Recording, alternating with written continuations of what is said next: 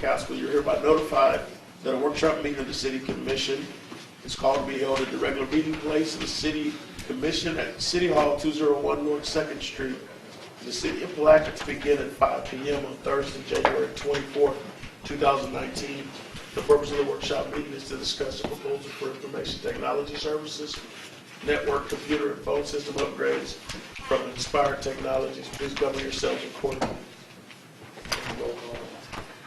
Mayor Terrell Hill. Here. Vice Mayor Mary Lawson Brown. Commissioner Rufus Borum. Present. Commissioner Justin Campbell. Present. Commissioner Tammy McCaskill. On our way. So all members will be present and are accounted for, and you have a quorum. Okay, we're going to go ahead and just move into our workshop presentation at this time.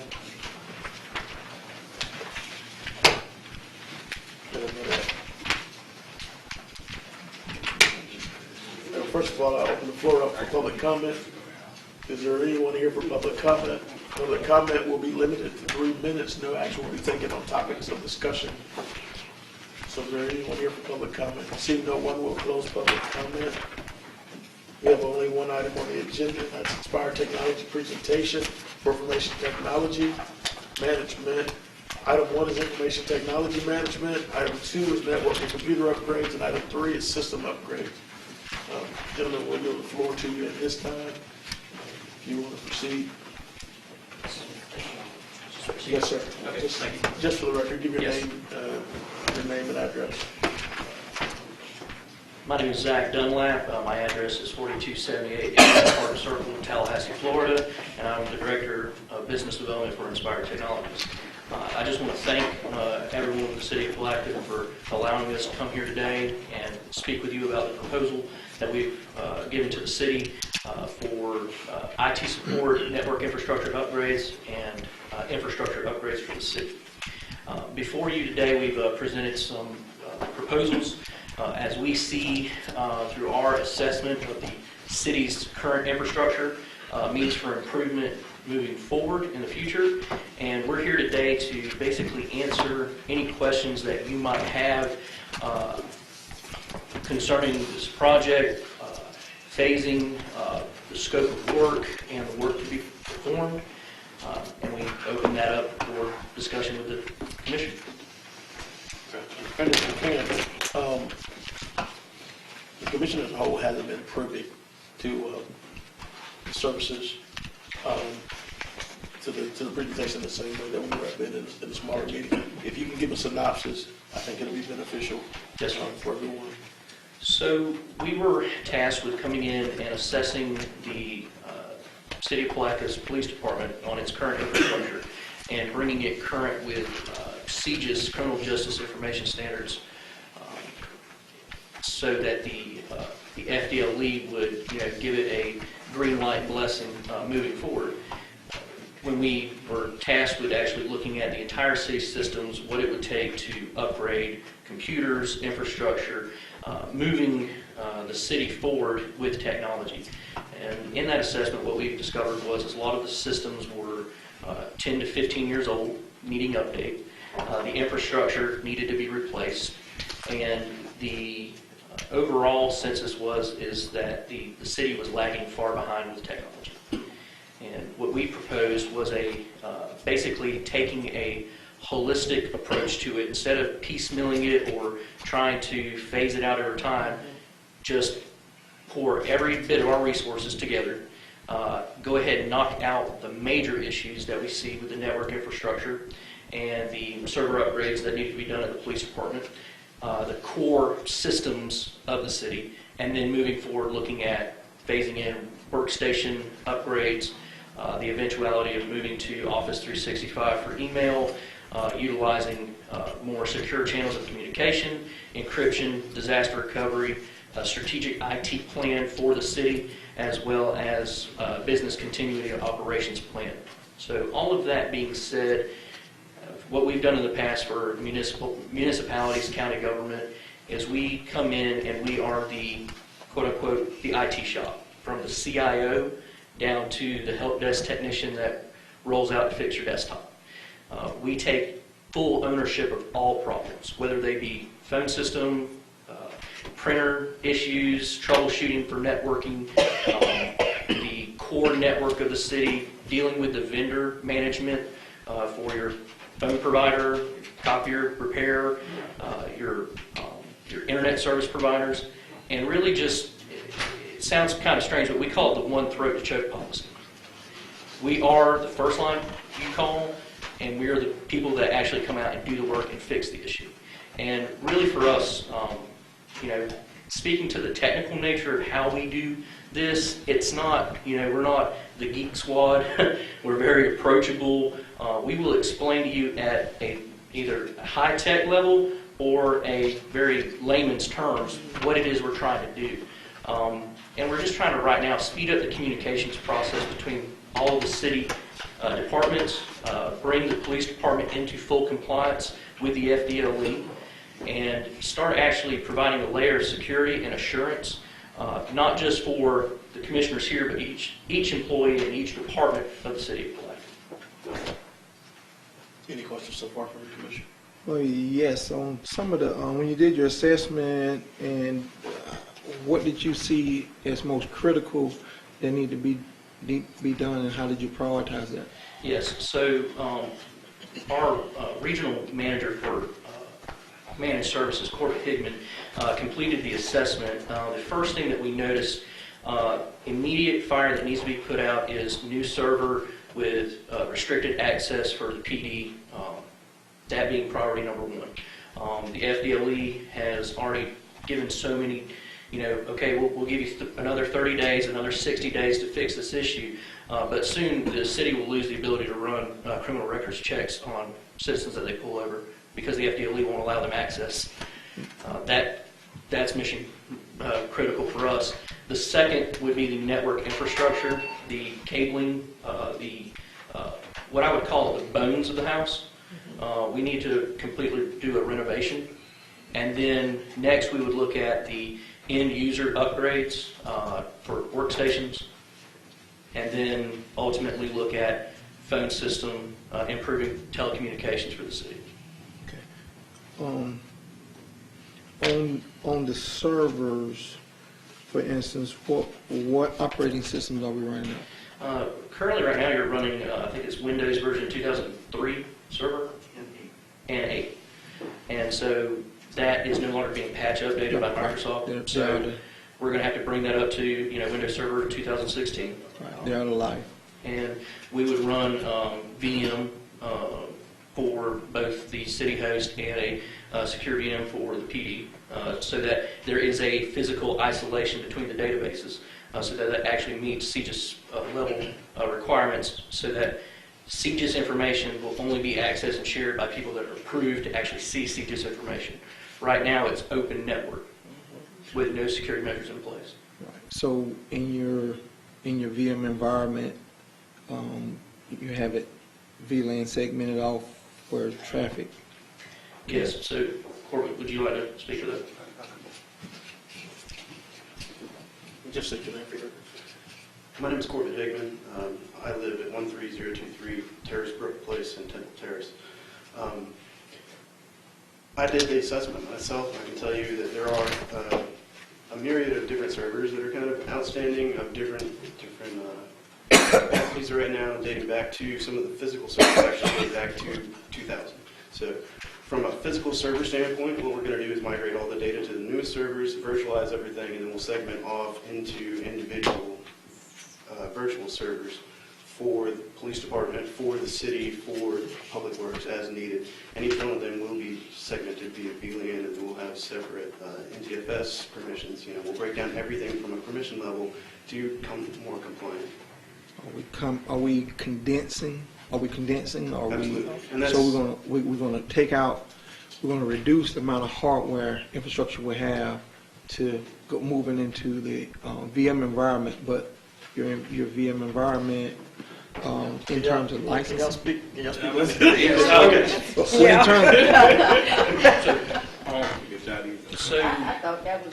So for everybody else, basically what we're doing is taking a lot of the physical boxes, condensing them into one actual physical box, and then setting up what I would say, all right, so you got a neighborhood of houses, and everybody's receiving mail to each individual house. And, that's hard for the post office to sit there and drive and place mail in each single mailbox. What we're saying is convert everybody to a P.O. box at the post office so that it's a single location, multiple boxes that you can put mail in. But And everybody has their own separate key to Like the school access system, that they work off information. one service different areas. From a practical standpoint, the biggest benefit that y'all see is a budget reduction because number one, air conditioning costs will be lower because you don't have so many devices running heating. You also reduce the licensing cost because multiple servers will be condensed into one. we don't have a data center either. That's correct. They're kind of like not cool like they should be, from what I've seen in some of the systems. That's correct, yeah. So heating is not going to really be a big problem from that standpoint. From going forward, yes, Right. correct. Now, your failover managers, if you're going to have one site, we're not going to have another site that where if one site goes down, then you got like a failover manager that would pick up and take over? So from a cost standpoint, failover for the entire county was not set up so that we could do live failovers, but we are implementing an appliance that will do failovers for the majority and we can get critical services back up and running. So for email, for the city, they'll be able to access most of their records management, stuff like that. The police department actually integrates into the system at the sheriff's office right now. And at the sheriff's office, we do have redundant setup in the emergency operations center in downtown. So from that portion, we will be up and running in a hot environment, if you will. But from the rest of them, we will need to spin up backup VMs, and we will have backup services located local, and they'll be hosted offsite as well. And that data that's being hosted off-site, basically, if let's say the building burned down, lightning strike, something happened, and we had to spin it up from a cloud version of the most recent data backup, we would be able to do that. And it would be slow, but it would be usable. And since the city and county shared network systems, there would be the eventuality that we could get data recovery back up very quickly and spinning up another VM with that physical box. And just for information purposes, what's your staff allocation?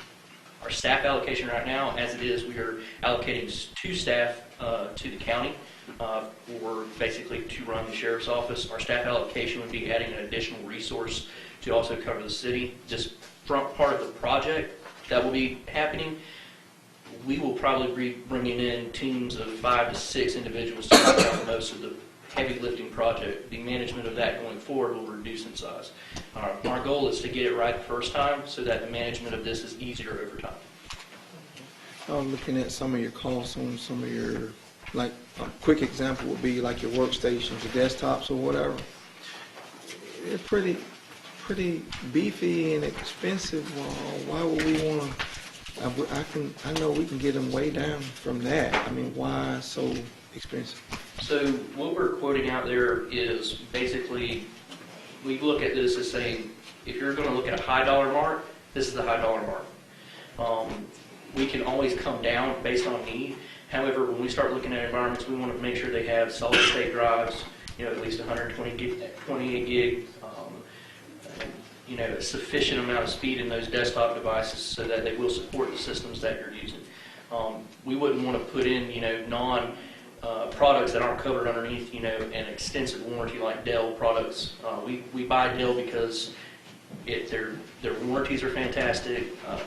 We're a Dell shop so that we can work on them quickly. And when we look at an environment for ease of use from an IT standpoint, it's a lot easier to manage a set system that's completely set up, it's identical, it's redundant, than it is to have a hodgepodge of different devices all over the place. I understand that piece of it, but what I was thinking more so of when you were talking about the high end of it, because when we have people who just do basic word processing and different things of that nature, we can probably scale down from that. We don't have to have something. So we're not running like AutoCAD or mechanical desktop and stuff like that. Yes, sir. So when we look at it, we were saying if this was a fair quote and saying this is the highest amount of money that you would possibly spend in the replacement of every single thing in your infrastructure, it can always go down from there. So this Based can on go user- down? Oh, yes, sir. Okay, okay, Yes, that's- sir. And the reason we do that is so that you already have a fiduciary budget. You know what the high water mark is, not to exceed. So as we come in and we say, single user, what do you actually do? What do you actually need? It may not be an $800 desktop. It might be a $500 Right, desktop. right. The eventuality of saying it's just a remote session.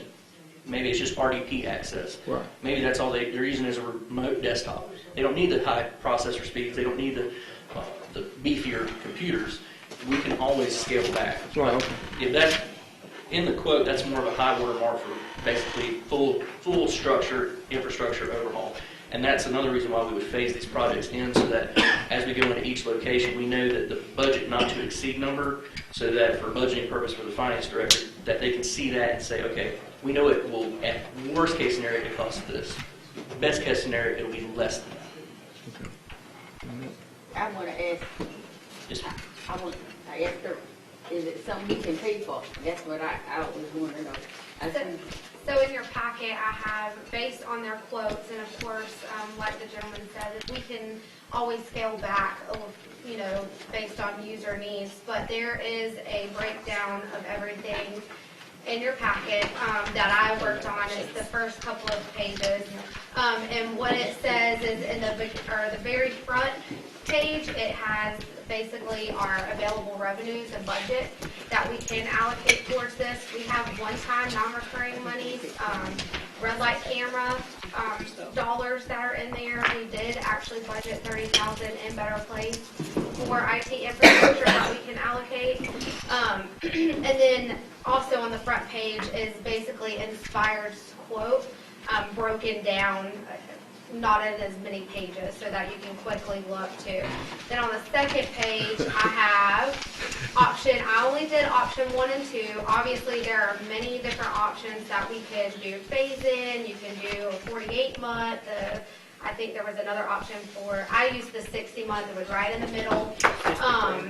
The option 1 is upfront purchasing, so they would purchase everything outright. We didn't want a lease. The only recurring expenditures that we wanted to have was the service cost, plus there was software recurring costs. And I put to the right of that, it's going forward. So I used a March 1st implementation date, and then going forward of what our budget would look like versus our current budget, and what you would see an increase. I think we all need to understand that in order for us to operate, we're going to have to increase our IT budget, regardless of if it's them, me, whoever is managing, and it's not going to be me, by the way, but whoever's doing your IT, it's going to have to go up. So I think that's the hit that the city operationally has to be willing to take. Your second option is the lease. Like I said, I used as of March 1st, 60 months. This allows us to have some of the red light camera remaining, because if you'll see that in my quotes, I did not include the phone upgrades, and that was, I think, number 3 or 4 on your, as far as mission critical points. So we do need to look at that. I wanted everyone to be aware that that is something that also needs to come. So if we do the lease, you can see what the going forward is, what the current, and then where we could possibly use that one-time non-recurring, and we could own, per se, our phone system outright. Can I ask a question real briefly? Sure.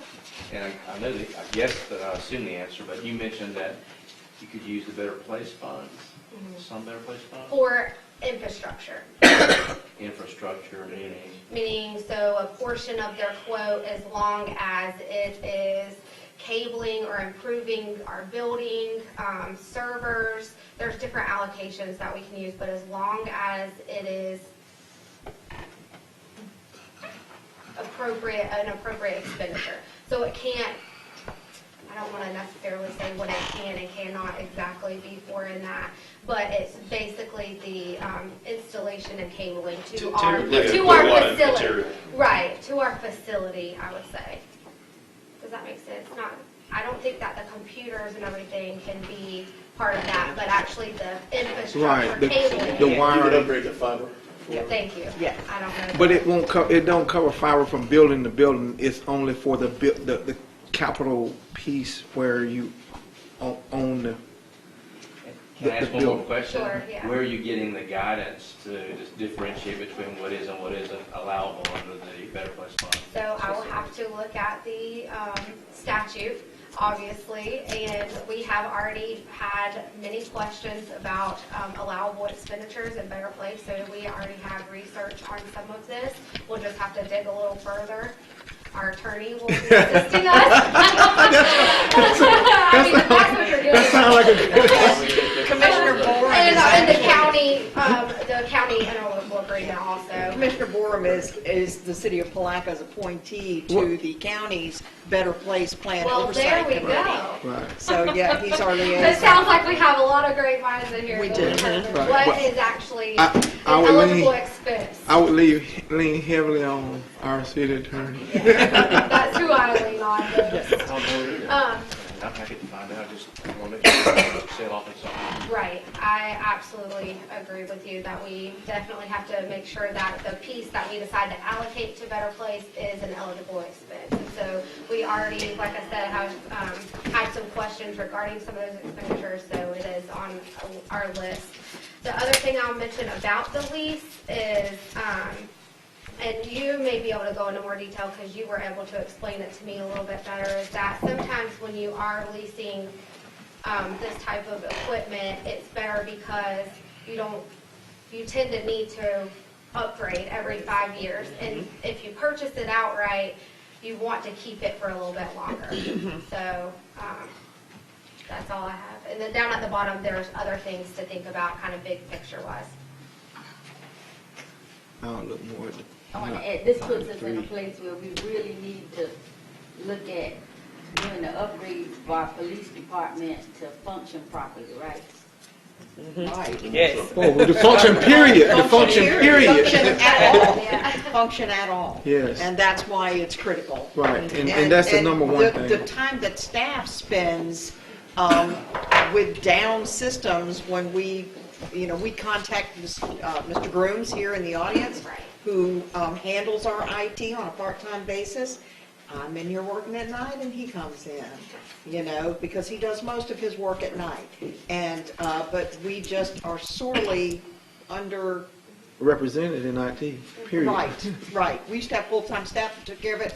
Now we have part-time, and he gives us more than what we pay for. Yeah. And one thing that I want to make sure that I drive home, piggybacking off of you, is that's one question that I asked, like, can you piecemeal this together? Is this, of course, I'm looking at the finances, and if you start saying, I'm just going to silo the police, then we have issues when they send us something and communicating, or I manage the police, but I don't manage you, so that's not my problem, this is not, and so if you start piecemealing it too much, it becomes more of an operational issue than Which is what we have what you now. would imagine. It'll be more expensive also. Yeah, more stuff, and that's what we have now.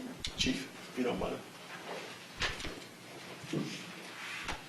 Just kind of give us I guess, the overview of where the police department is as it relates to from the technology aspects and what's going on as far as everything concerning accreditation.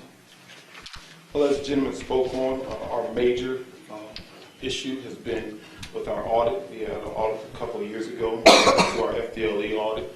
We were able to handle everything in-house, things that we could upgrade, purchase. Then on the IT side, the things that was out of our control, we've been given extensions, and we're closely reaching the point where it's a cutoff date where we're going to be losing all of our privileges.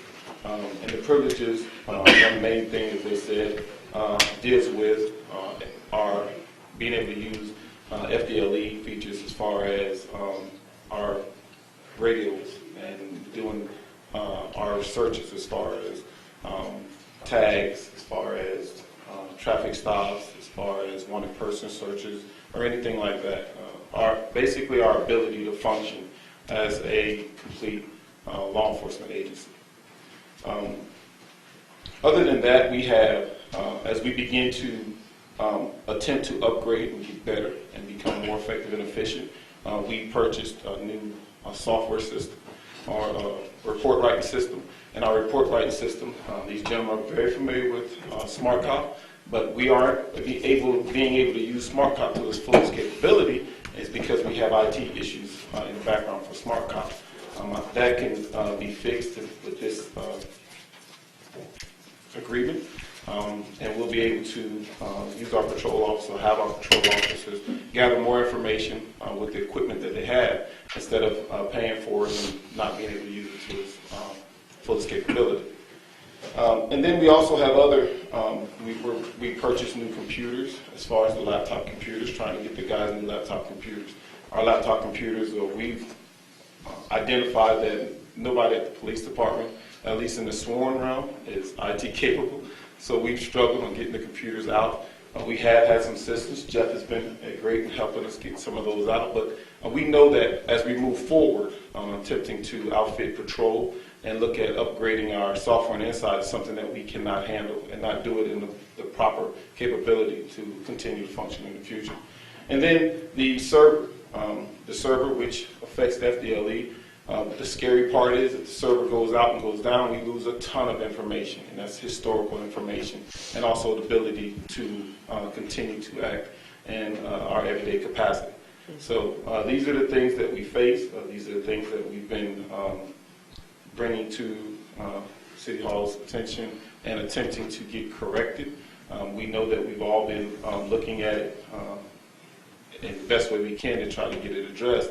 But thank God that it's come to us where we have the opportunity to properly get it, hopefully get it dealt with here in the future.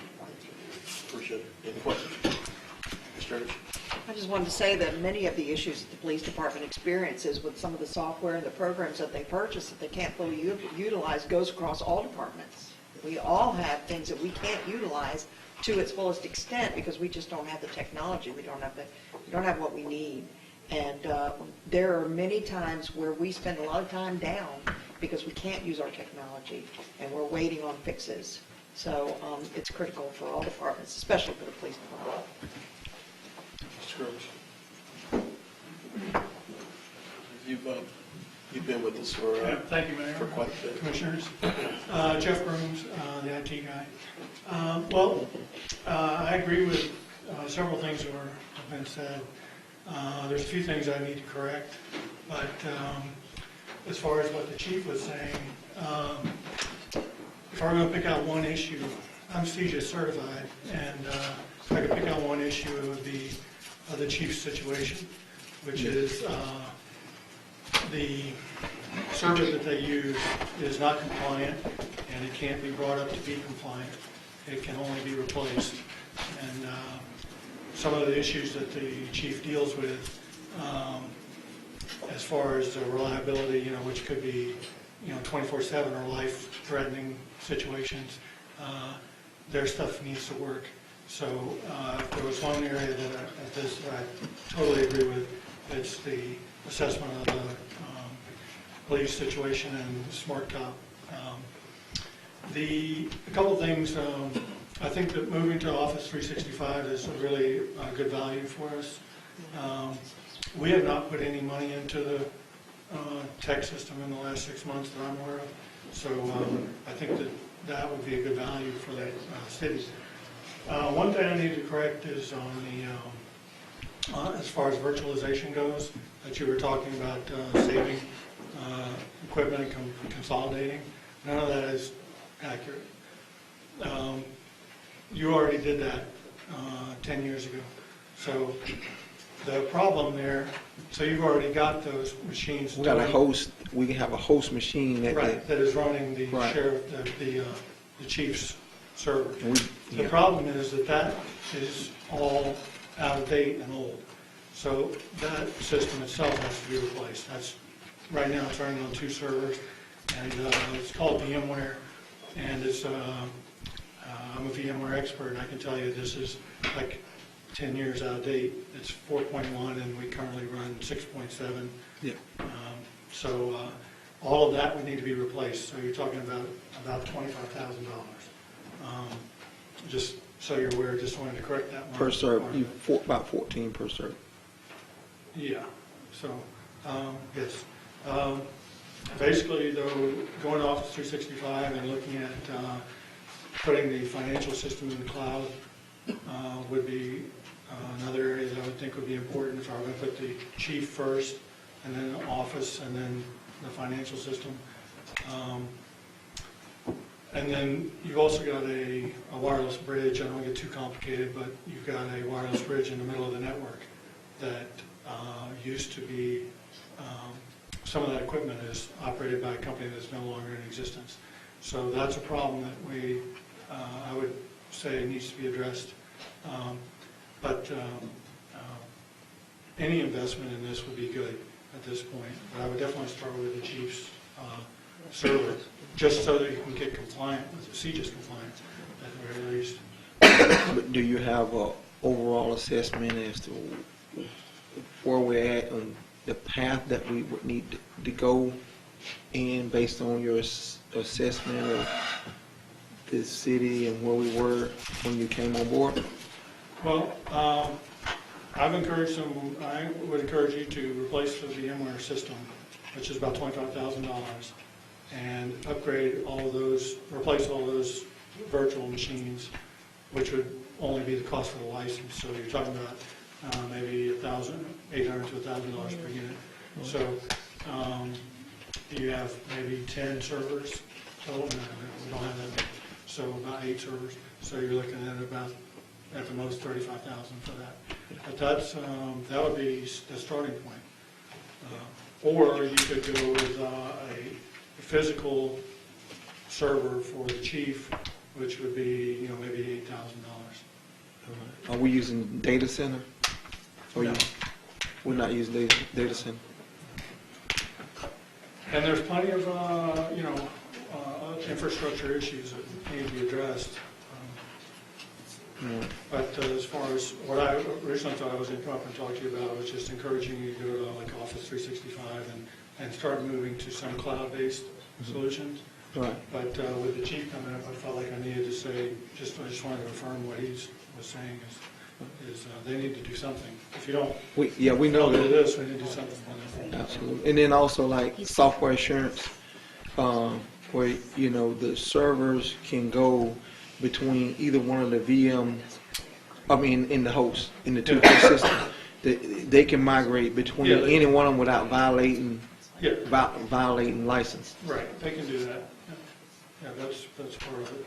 That would be part of, like, if you spent the $25,000 on the new VMware structure, Right. you'd be able to do that. Yeah. Okay. All right, well, okay, sounds pretty good to me. I just know we know we have to do something, and we're here to make sure that happens. But if it can be phased in from a standpoint of cost, and without impacting operations for the city, and also for just overall just service provided. Well, I would have liked to have done some of this, but we were running kind of on a zero budget. I wasn't under the impression we had this kind of tech fund for, but if you're talking about investing $15,000 a month, Almost there's 16. a lot of things that can be fixed for that. Right. Yeah. Either by them or by whoever. Or by you. Right, absolutely. So, I think that we can kind of talk along those lines. I thought that was, that's 180 something thousand for that, just that piece. But that's not talking about hardware. So we got to look at the overall cost for everything before we can just say yes. But we definitely got to take care of the chief. Yeah, and get some this stuff. infrastructure that has Right. to be. The Office 365 would replace the Exchange server also, and that would give you some safety and benefit that everyone in the county would realize. So that part I do encourage. There is some, because you haven't invested, I don't want to take up too much time, but you've invested so little in the infrastructure over the last few years that you actually could benefit from moving to the cloud. With some of these cloud services, not have some of the same costs. Yeah, but that cloud, we need to talk about the cloud. We'll talk about the But cloud. anyway, it's something to consider. I'm not trying to. Right. Okay, so we got the gas authority here as well, and you guys have also participated in some capacity in these conversations. Let's come up and maybe expound a little bit. I don't have a whole lot to add, but but of course I have a board to answer to. I'm sorry. Brett Dennis, Palatka Gas Authority, I'm 208 Madison. We are here to see how you guys, what your perspective of this is. I have to present that to the board, but we have a need. We have a need for better communications. We have systems that don't talk to each other. We don't clearly converse with you from our system. So having things working, better communication would be better for our group as well. So I came here to see what your decisions were and then to proceed with discussing further with the board. Any questions? Definitely, we appreciate you being here. And again, welcome to the community. Thank you, sir. Yes, sir. Craig Goodson, 3158 Dunbar Lane, Tallahassee, Florida. I'm the managing partner for Aspire Technologies, and these guys have done a good job of presenting and working with you guys on the assessment itself, but I think maybe it would be beneficial to hear and understand the capabilities for the money that's potentially being allocated for the stuff. So, you know, when you walk into an environment like this that has, as the gentleman had said, hasn't had funding appropriated for a while to keep things up to par, it's not uncommon for us to find a lot of the issues that we see right now. The value add to Inspired in this isn't our first time walking into a municipality that has had these kind of issues. So whether it's FDLE and the CGIS accreditations, just like the gentleman said, every one of our managed service technicians is CGIS certified for the PD as well. We basically know the CGIS audit that he's got right now like the back of our hand. So it's something that we basically manage to. And consequently, a lot of your environment is going to take advantage of us managing to that accreditation standard just because so much of your network is touching. The things I wanted to make clear is while some of these numbers are high water marks for equipment and budget, you know, just to get the system up to par, there's a lot of utilities that we're going to deploy day one in this cost that's basically going to give us a clearer picture of what the spend will be. This is the high water mark. When we deploy a lot of our remote monitoring and management agents into your equipment, you're immediately going to get asset life cycles. We're going to know when things went into production, when the warranty expired, how old it was, how it's producing in your environment, how much disk space is being utilized, how much CPU is being utilized. And while those things seem a little boring and tiring, but it will also allow us to prioritize what machines. If this doesn't need to be an all or nothing purchase all at one time, we'll be able to present back to you guys a life cycle that indicates from top to bottom what the worst machines in the environment are. And then based on user, based on power user, based on who's doing what, you can make a decision to replace those things as you see fit. The other thing is we're a one-stop shop. The managed services piece of this is obviously a very important component, but the infrastructure cabling that we're talking about rising up to a certain standard is almost, in this particular case, almost mandatory because we can spend $100,000 on equipment, and if we're running on some of the older copper and some of the fiber, the way it's configured today, wireless bridges that are in place, those are all things that need to be taken a look at as well, or it wouldn't matter how good we are. It's something that we have to basically have the foundation corrected. But in the event that there is a wireless issue, the things that we're going to bring to the table is the guy that's pulling the cable, the guy that's terminating the cable is in the same company as the guy that's going to be managing the stuff on the far end. So there's not a lot of finger pointing in this piece for us. If we needed to climb a tower and adjust microwave dishes, we do that. We have a group that basically does all these things from end to end. So our pitch to this is, in whatever flavor you decide to approve it, is that as you ask Inspired to do and perform for you, it's all within Inspired. There's not an outsourcing of what this is going to be. Our help desk methodology, which I'm not sure how that works today for you guys, is not something we're creating from scratch just for you. It's something we're already doing for almost 180 customers. So you dial into a help desk, you get remote access immediately. We're monitoring servers and security issues in real time. And those are all things that you may be getting today. We didn't see some of it, but it's all things that we feel are a need proactively for you guys to have at your fingertips. And then obviously for FDLE's purposes, it's almost a requirement. So I just wanted to give you kind of that background story of how this comes about and how we would basically service it, and then ask you guys to fill me with any questions that you might have about our experience or how we've done this in other locations if you haven't. Just say for the equipment that you'll be putting in, if you were to get the contract, whatever, how would you make sure that the reliability of these systems, example, would be the closets that we have. They have operational temperatures that they need to be maintained at in order for it to perform like it need to. When you put new equipment in those same environments with the dust and the temperatures, it'll make you use your warranty. And then outside of that warranty, then you can't replace the equipment. But keeping those temperatures where they need to be and isolating these devices is pretty much what we'll also need to be considering as well. Agreed. So it's nothing new. Depending on the closet, depending on the equipment in it, we have the ability to do the calculations for the BTU loading. If it was necessary to have an artificial cooling mechanism in it to handle it, is something we would propose. The good news is that in some of the switch upgrades, the ambient temperature that's required to run a typical Cisco switch has gotten a little higher as we come along in equipment. But there is a threshold to what we would consider to be safe or not.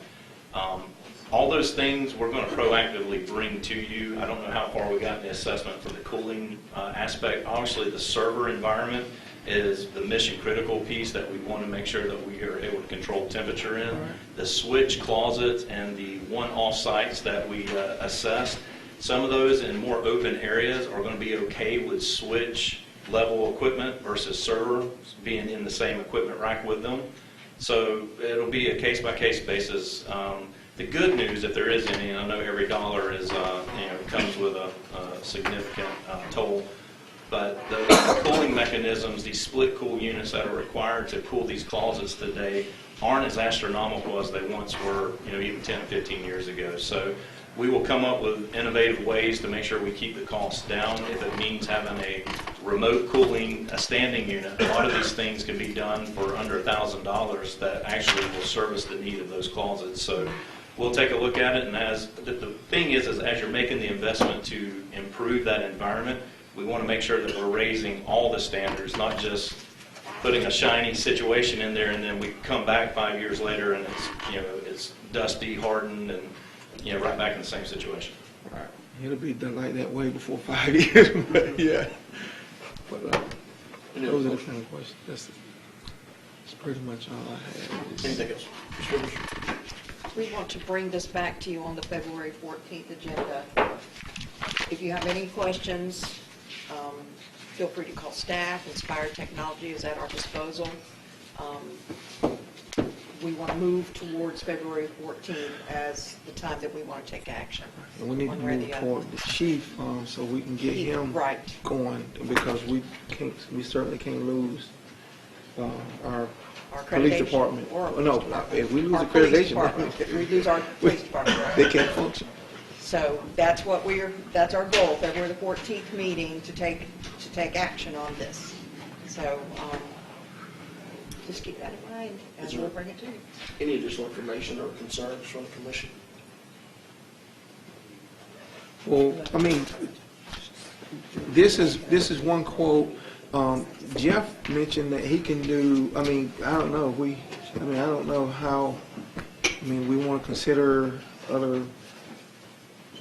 Look at other quotes. Are we just going with one, or what is the will of the commission or whatever, from a standpoint of looking at things from a overall cause, and they can phase it. I mean, it doesn't all have to be done all at once. Some things can be prioritized or whatever. I don't think we're going to do it all at once, anyways. I don't think. I mean, even if they got the whole thing,